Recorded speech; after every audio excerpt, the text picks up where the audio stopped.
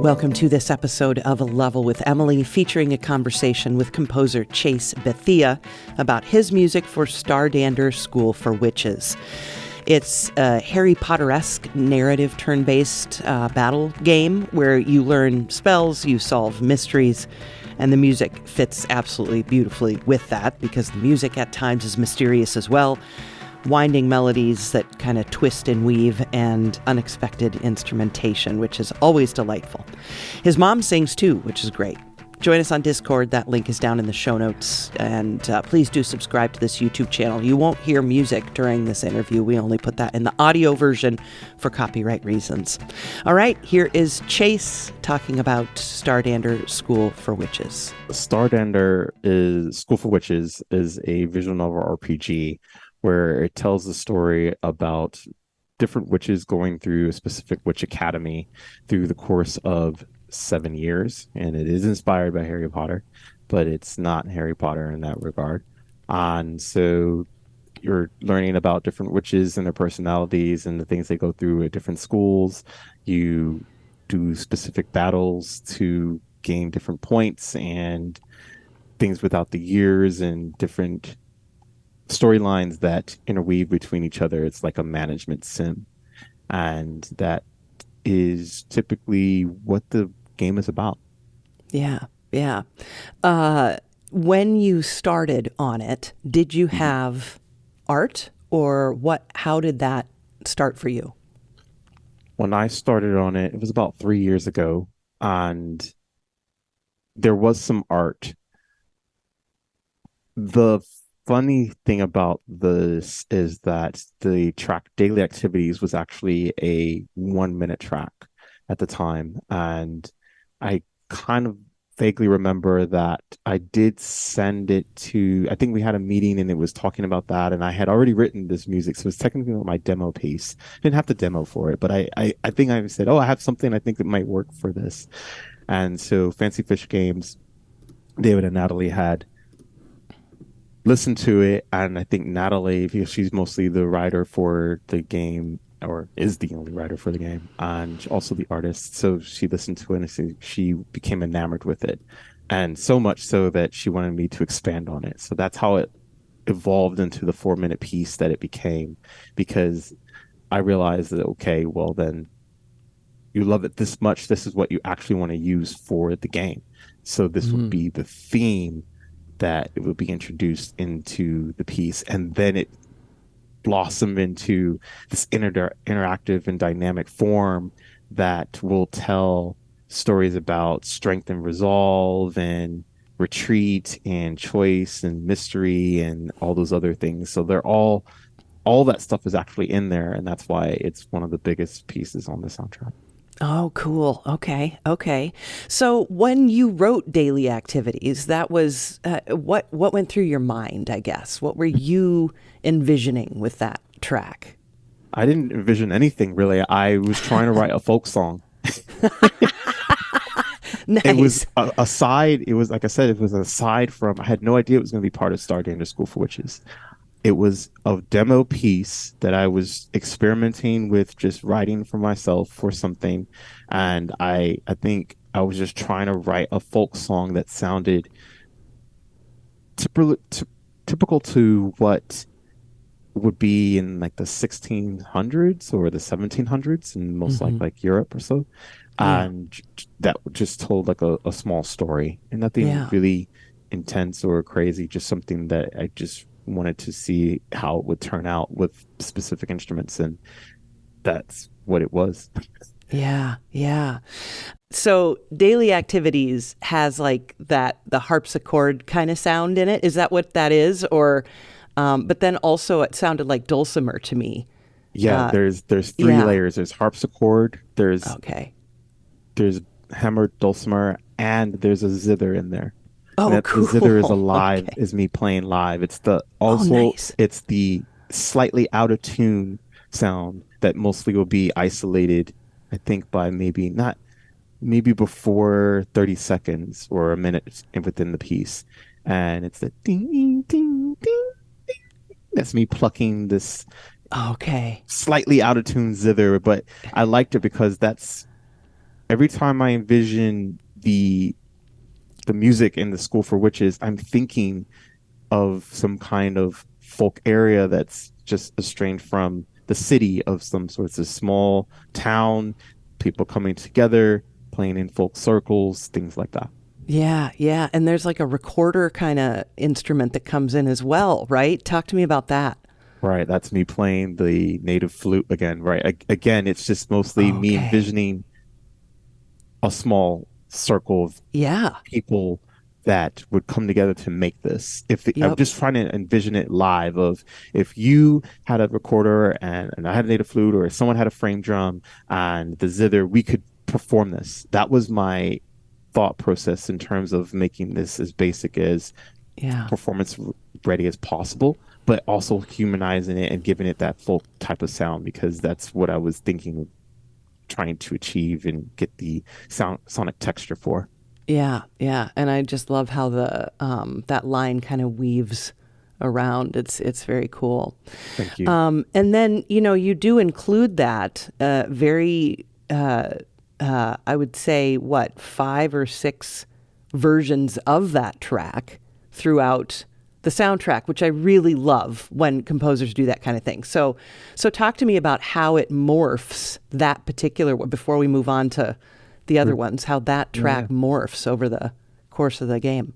I think you're talking mostly about different sections of what I think was the interactive dynamic part of the track. So Okay. I think it's like daily activities, choice and strength and resolve, or Yep. choice, retreat. Okay, yeah. And Reminder. Yeah. Mm-hmm. yeah. Okay, Yep. so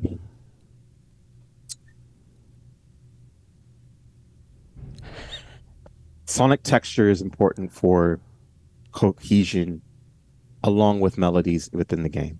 And this is just a personal preference. I'm not even thinking about what the player is going to be reminded of because I think what the purpose of it is just to have something already happening when they're playing the game. And so the what is it called? The dynamic parts are not going to be noticed. Initially, in the first year of working on the game, there was a sorting hat type of thing Oh, cool. Yeah. section scene that happened in the game. And so if you chose one of the actual dialogues of retreat or strength and resolve based off of what you came into the school for, because initially it wasn't focused on the witches, it was focused on the one of the phase, their strand. And Okay. so this was the choice she gave to witches, and if you chose that specific dialogue, that's when that music would play. Oh, interesting. Okay. And that was the design thing that I came up with. And so I sectioned out what those musical instances would be based off of the sound palette that was already in daily activities and just wrote around that. So that's Okay. how that evolved into what that is. Try to Yeah. explain that succinctly and very Yeah. No, concise. that's great. That's great. I like there's a track called Investigations, and this one it stood out to me. Just it's very creepy, right? But also the beats, like the drums that are in it. So talk to me about Investigations. Investigations was, I think it was, so Stardander morphs and evolves in a really cool way that I now that as I reflect is kind of ubiquitous to magic because with magic you do learn more, you do get more powerful or more experience. So the the scene is mostly about an investigation that's going on for something that's happening, some kind of act has been committed by a specific group of characters. And so it really just came around and just playing around with the instruments, I would say, and just having a good feeling about what instruments felt good Yeah. and then just came together. It's not really much. I didn't really give it much thought. I was really just writing with what I felt. In Yeah. terms of like the beat and the rhythms, it's just I tried it and they liked it and it was cool. And then I added some vocals and then it Yeah. goes into these other chord textures that, I love to play around with.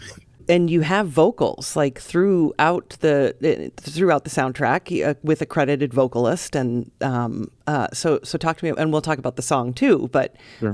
Let's talk first just about the vocalist and specifically. Sure. That's my mom. Oh, no kidding! Oh, Plain and simple, that's my mom. I have included her in a few soundtracks now. I think her debut was in the On the Peril of Parrots. And okay. so into video game music. However, she was working on Stardander before On the Peril of Before that, Parrots. okay. So, because I had asked, I wanted Stardander to be the debut, but Hmm. On the Peril of Parrots was 6 months. This was 3 years. So something came out before, and two different developers as well. So Yeah, yeah, I just yeah, hired my mom. I don't hear voices like hers in the video game industry. And I thought, yeah, who better else to introduce into this and work together with my own mom. And she did fantastic. And she always brought something fresh and creative, even though she doesn't play the game, is not interested in, doesn't really matters. yeah, yeah. Mostly she's happy to kind of help me out in the way and get that sound that I was looking for, to add a little bit more sonic texture to. Oh, that's very cool, because then in Trouble and Mystery, I noted just how I liked the kind of improvisatory nature of her vocals in there. So talk to me about that track, Trouble Sure. and Mystery. Yeah. So mom initially is she goes by Charita Best, and so she initially recorded vocals for me for daily activities, and Okay. I creatively use daily activities vocals on investigations and Trouble and Mystery. So she didn't do anything new. It's just the same vocal, and Oh, she's actually hidden in one more track, I think, as well, if you can oh, hear it. cool. And so it's just me recycling the vocal in a Yeah. creative way to make it fit as well and as cool as I had mostly envisioned where it would go. Yeah. Okay, that's cool. That's cool. Fall Festival might be my favorite. I Okay. love how that one shifts around. So talk about Fall Festival. So Fall Festival speaks for itself. There's a festival in the game. It's around autumn. And I was mostly thinking about leaves falling. So you can kind of hear that in the beginning. You know how I love to write in different time signatures because I feel like it's really fresh and it brings a different type of ear listening challenge, not Mm-hmm. on purpose, but just naturally. And so those thematic ideas are what went into the piece mostly. By this time, it's like I said, there's just a festival happening, and I just want it to kind of be fun, and it's outside, and maybe all the witches are playing, and they're laughing, and they're having a good time. This is not what happens in the game, by the way. This is a 2D type of characterized thing. There is no Yeah. animations of the stuff, so this is all coming from what I wouldn't. If I thought Stardander was a show, this is what it Yeah. kind of would be like in a live action. And so by thinking of these, by taking the characters out of context of its 2D plane, I'm thinking of really the scene from not the scene, but like the environment of the movie The Witch, which is way more dark than Stardander School for Witches, Just a maybe. little. But just that area, like I'm thinking of environment of Crucible and The Witch, but then in terms of the Stardander world of actions that are happening, and that's usually how I've got to daily activities and Fall Festival. Yeah. That's where Wow. it's coming from. Love that. Clearing the forest. I Yes. really like the cascades in there and the palette. So Thank you. Thank talk you. about that track. Yeah. Thank you, Emily. I'm so glad you mentioned Clearing the Forest because it's one of those that it's one of the most daring and risk-taking pieces I don't think a lot of people acknowledge or hear, but you always catch one of them. You always, that's why thank you so much. So no, it really is. It was Yeah. I think the second piece that I wrote, I think the third of the second piece that I wrote. And I was thinking about, I never wrote a quintet or a quartet or a quintet. And I really hear them too much in games. I know that they exist. I know where they are. I know who the composers who wrote them, the video game composers, but I haven't done it. So Yeah. it was the opportunity, again, in terms of if it was to be performed in that setting outside an environment. Okay, we have the violins and the cellos and the violas put together. What would this kind of be like? And how dense could it be in this specific time signature as well? So it was just a multi-layered thing. And I actually played a tom drum in this, and I got really into that. I think I have to find the video of when I did this and share it. And I think I have like an audio log for it. So whereas I wish I could give you more to it, and I found it, but I can't remember what it is unless I play it through the phone right now. Then you can get it. I mean, we can do that if you want. Yeah, but you should. Really? Yeah, why not, man? All right, let's try if you can find it. Yeah, let's do it. I got it queued up. Let's go. So I was struggling to figure out how to get extra 4 chords to reach. I think I had 1:30 left to write. Excuse me, I had whatever 4 measures I needed to reach 1:30. So what I ended up doing was I cooked dinner, and I just kept playing the song in my head over and over and over again, just in my head, not on phone or in the studio or anything. And then earlier in the day, I had written out all the chords that make sense, that I already written for the piece. So A minor 11, F11, G minor 11, A flat augmented. And those are the 4 chords I was rolling with based off of the reference. I still needed some momentum and how to pivot somewhere. So I came up with 5 chords. So the G7 would be in the bass, the C minor 9, the B minor 13, the C minor 9, and then the E augmented flat 11 with the B in the bass. How did I get there?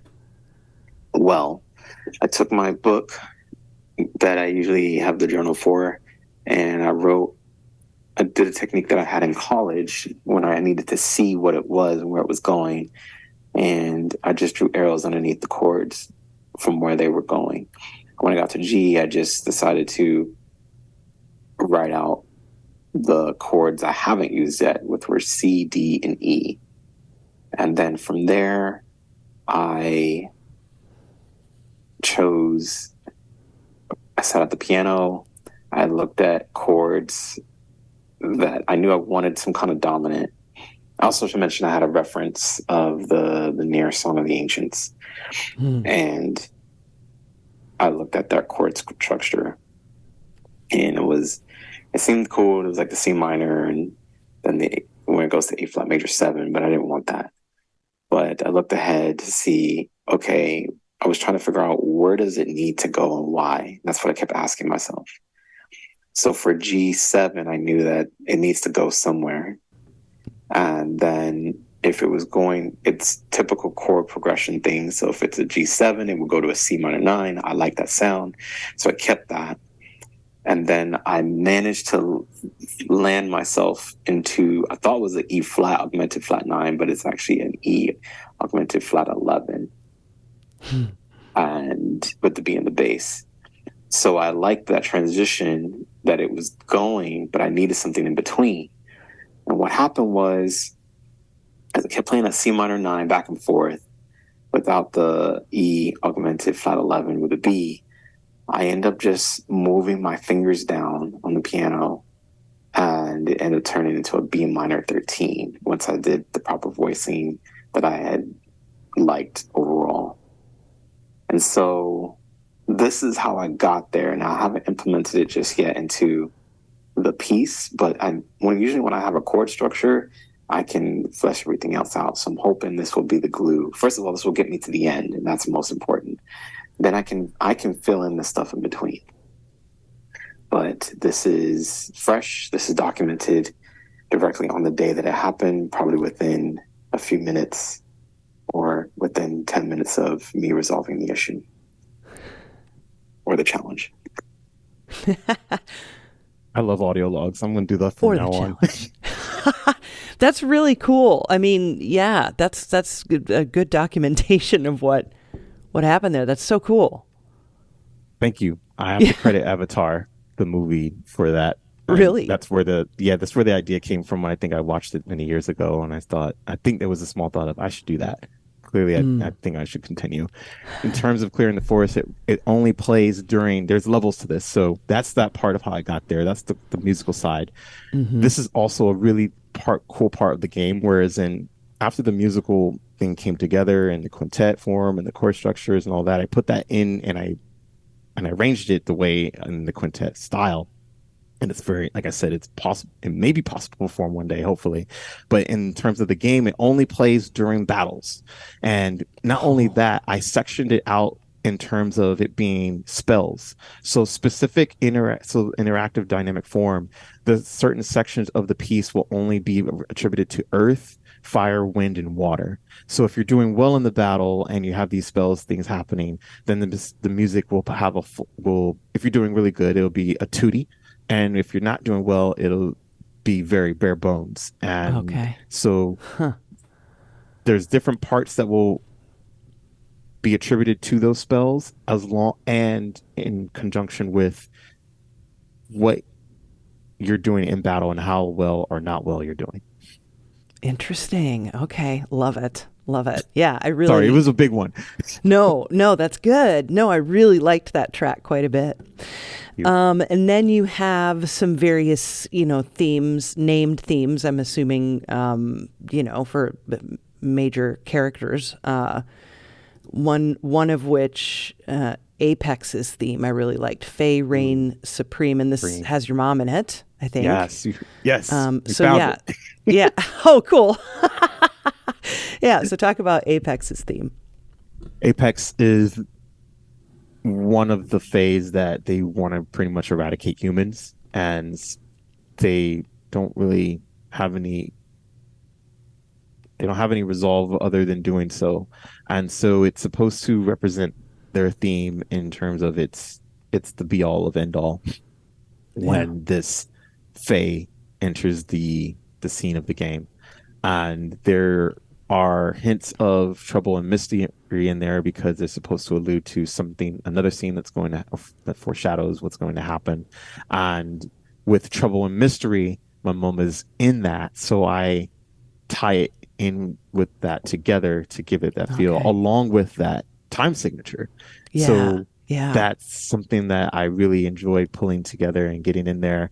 And I loved giving that big choir type of feeling too, because it's supposed to feel ominous. It's supposed to feel really dark. It's the quote big baddie theme. Yeah. As the developers had said. So how do I get that there? It's okay. We do that, and we just make sure that the presence is felt. Yeah. And pulled together. So yeah, it's all that. By this time, Fae Reign Supreme was written last year around, I think, Stardander is in early access in October, so probably I would say September is one of the later ones. So the palette is already very structured. There's not any instruments being added more by this time. So I'm just using everything together. Well, actually, cool. I did add the choir. That was the only one that got added. So we'll come back to this, but just, what you've done some speaking. I know you've done panels, and it's because it's been quite a while, obviously, since you've been on this show.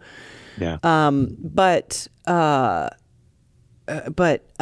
just what has your last several months or year been like with regards to the kind of outreach and public speaking that you do? Yeah, it's been a maelstrom. I spoke at GDC. I gave 3 talks at GDC last year. Oh wow! I did my I was the chair of the IASIG and now resigned.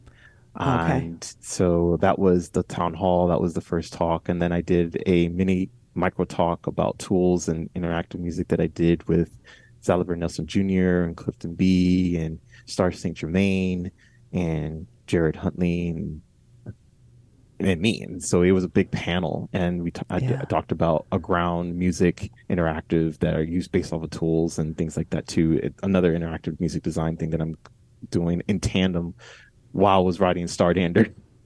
So it's doing that. And the other talk was the Quest Pocket talk for Hunting with Hits, and how I kind of did semi-interactive design too with that. And that was my solo talk. That was my first GDC talk on my own. Cool. And that was really fun, and I accomplished that. And other guest speaking things, I didn't really do too much after GDC in March for guest speaking. I kind of took a break because I realized I was just writing more, and I didn't really have anything to share of what I was doing. I wanted to, but I needed to focus on getting Stardander done and hopefully getting back to a ground zero as well. And I had just shipped, and I had to ship on the Peril of Parrots in April, so I had to just hunker down. Yeah, busy. Yeah, you did some VO for or maybe for the trailer or something. Talk about that, if you would, for Stardander. I did VO for the game. Awesome. I'm the voice of the Grimoire. Okay, nice. And it was fun. They needed a voice, and it ended up being in the trailer, I think, too, because I think it's opening. No, is it? It's in some opening, but I know it's in the game for sure. Yeah. And so it's in the opening scene. That opening scene, Emily, changed 3 times. Oh, really? The year got rewritten at least 3 times. So that every time I think I see that scene now, to then hear, oh yeah, that's my voice, I'm thinking that's not how that game started. The game was not even close to having some VO, but it got close to that. And so I did it. I knocked it out in 30 minutes, I think. Oh wow, yeah. They were really impressed.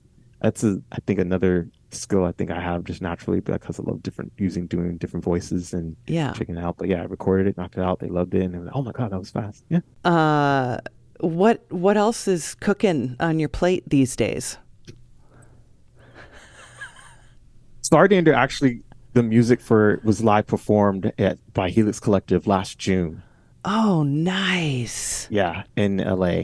And that was a really big deal, specifically because I pitched Helix Collective. It was me who pitched to them, you should do a video game concert. And they did it based off of my idea. And they also included other game composers, Winifred Phillips music, Ashvin Cohen, George Shaw, and Nanita Desai, Telling Lies. But it meant a lot because it was my idea, and it grew into something really big. I was in the LA Weekly. I was interviewed, and I got to see how I wrote the music, like I was saying, in terms of without being outside in that environment, is exactly that ensemble that pulled it together. Yeah. And it was a really great experience. So much now that the encore performance is happening this year in September. Oh, cool. So that is I actually haven't even announced that. It's an exclusive. Nice. Heard it here first. Maybe it might be a while till we publish, but yes, it could be. It could be. Yeah, that, and then it's also been performed at Lemoyne College in New York, and so that's coming down, and I'm hoping to get it performed a little bit more performances. And so the game isn't really even officially out yet. The soundtrack's not even officially out yet, and it's already being performed live, and I'm so grateful. So that's what's happening. I'm wrapping up a Ground Zero. I'm hoping to finish that this month. This is the first of the month right now, so I only have 3 tracks left. I've been getting about a track done a week or so, and getting that finished. And then I'm also wrapping up. You might enjoy the soundtrack later on. Writing the developer of Quest Pocket. We're doing a Caribbean pirate game called Sunken Stones. Oh, fun! I'm actually going to be finishing that main theme tonight with my mom. We're going to be working on a session tonight and stuff. But I'll give you a sneak listen of that later. So that's going to be done. I'm really just trying to do live performances of my music, Emily, really, and that's what I'm going to be focusing on. And I don't know how I'm going to be getting it done, what's going to come about, but that's really what I'm excited for, along with publishing a book this year too. Ooh, Tell me more. This book is going to be about how I've navigated the game audio scene the past decade. And Oh, there are wow. anecdotes and solutions to what I've been through, Mm-hmm. what I've done to get where I am today, right now in game music, and things that probably could have been, excuse me, things that could have been done a little bit differently, but offering perspective and truth, and with there's caveats and things, but just mostly just outlining how to navigate within the space for that period of time. Mm-hmm. Mm-hmm. I'm Wow. breaking down imposter syndrome. I'm breaking down what it really means to network. I'm breaking down the hard work that it really takes, and the roadblocks that have happened, and how I've maneuvered. It's Yeah. really going to be very clear in term, and it's very specific in terms of what the book and the topic is about. Yeah. Yeah. Do you spill any tea? No, I'm just kidding. I make the tea. I don't spill it. Yeah, that's right. That's I'll be right. making it, Oh, that's so cool. Wow. Well, that's exciting. My goodness. Um, yeah, you are one of the hardest workers out there. That's for sure. You're always pushing, and so through that, you're going to learn some really valuable lessons. And it's, that's special to share that with others. Because there's nothing saying you have to use that knowledge to teach the up and comers or anything like that. But just the fact that you're willing to is really cool. Yeah. Thank you. Thank you. I've been hearing that quite often lately, as about being one of the hardest workers that It's people true. Yeah. know. I mean, you always are doing things, and they're things that you set your mind to do. Yeah, it's really cool. Thank you. You've always got cool projects going on. It's true. Thank you. Thank you. So with Stardander, Mhm. tell me about Stern's theme, "Cloaked in Rivalry." It's a very mischievous track, so tell me about that. So Stern is supposed to be the Snape of Okay. Stardander, Yeah. and so those snaps are more like slaps, and Okay. because they may be coming from him, or they may be coming towards them, but I Yeah. can't remember. But he's mostly not liked too much, but they it it's a misjudge of the character in itself. Obviously, if you're familiar with Snape and who that person is, it's Yeah. kind of related to the same. Whereas in, hey, it may look like it's this, but it's actually not. Mm. And so when you play through the game, you'll discern, okay, yeah, this character maybe isn't so bad, but I'm not super sure. It depends what your personality feeling is based off of the dialogue and your writing you're going into. But that that was an interesting one, because it's a different writing style, I think, that came about, but it happened during a very dark mental place that I had to Mm. push through, and Mm. it was coming off of Shadows of a Riven Intuition. So I had just finished that, and I was moving into Cloaked in Rivalry. And Okay. so, but I think I was just, again, I played around with different textures and little melodies and small motifs, and then it just really came together. I think I wrote it in 2 days. Hmm. Wow. Wow. Yeah. The other thing that I remember is how often you Twitch stream, right? I mean, you're Yes. constantly also sharing your knowledge that way and just Yes. experimenting Number with an one way. audience. So tell me about your twitching. Yeah. So actually, Cloaked in Rivalry was streamed, and I think Fey Ray Supreme was streamed as well. And I find that streaming keeps it honest. It have to be on. People are going to want to see they really enjoy the work. I've been streaming for 8-9 years, and so they've been enjoying just having something on in the background and seeing how pieces come together and participating. And it's a small, humble audience. You know, I don't usually have like 20-30 viewers yet or something, but you know, maybe like 5 to 10 viewers here and there. But the people who consistently show up, they enjoy it, and so I'm really grateful. And it's actually how I get a lot of the work done. And because I can get the work done off stream, but it focuses me to really write and get something laid down, and progress happens. And I believe in progress a lot. Yeah, that's really cool. And you have what must be a coveted handle because you've been doing it so long. Like, isn't it gamer composer?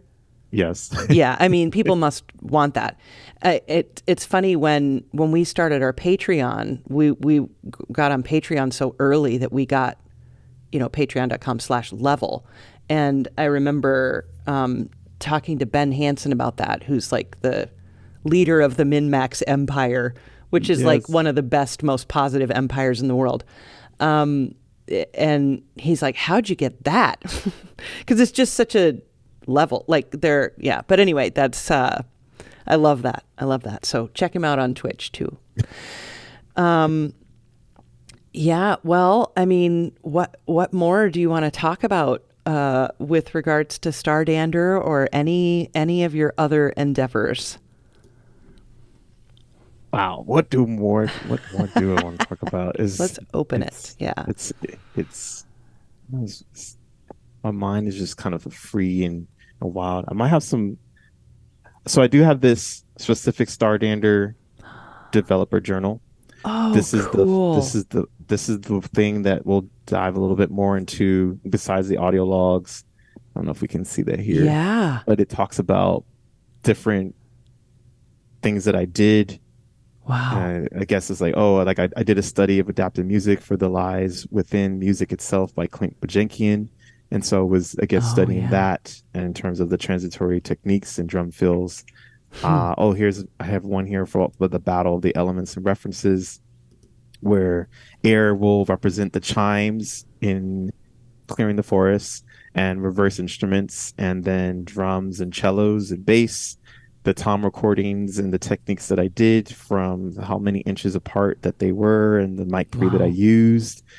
And here's the battle reference transcription. So the eighth note rhythms will equal, this is back to Clearing the Forest, 2 violins, 1 cello, 2 violas, which is the quintet, a 4-part chord progression with voicings, the clarinet plus horns, will the swells, and the arpeggio and the violin. And then I actually wrote down the entire, from that audio log, the breakdown. I don't know if you can see that there. Oh, cool. Yeah. Yeah, that's awesome. So, this is a journal for, here's the breakdown of how it works interactively. Oh, wow. Cool. Answer. This is the official. I don't know if this will be published today. There's only one copy, but it's got different things and thoughts and stuff, and it's not even full. I think I even had a sticker. Oh, wow. That's so cool. I love that. Oh, I wish it could be like scanned or something, or reproduced. That'd be neat. It probably can. I don't know how to. I'll figure something out. But I think I'm not sure how valuable this will be, when and how and where, but I think it might be valuable in some way. I'm not super sure. I haven't thought about it too much. But that's the official. I'd like to share that, and I think it's interesting. Yeah, no, that's super cool to see. Anytime you can see the process of the artist is cool and valuable. Yeah, well, I mean, what a treat it's been to, I got to hear bits and pieces of this along the way, and to hear it, complete is really fulfilling. So I've enjoyed it, and it's just been great to chat with you about it. It's been good to chat with you too. Thank you again. Thank you. It's always a joy to be on here.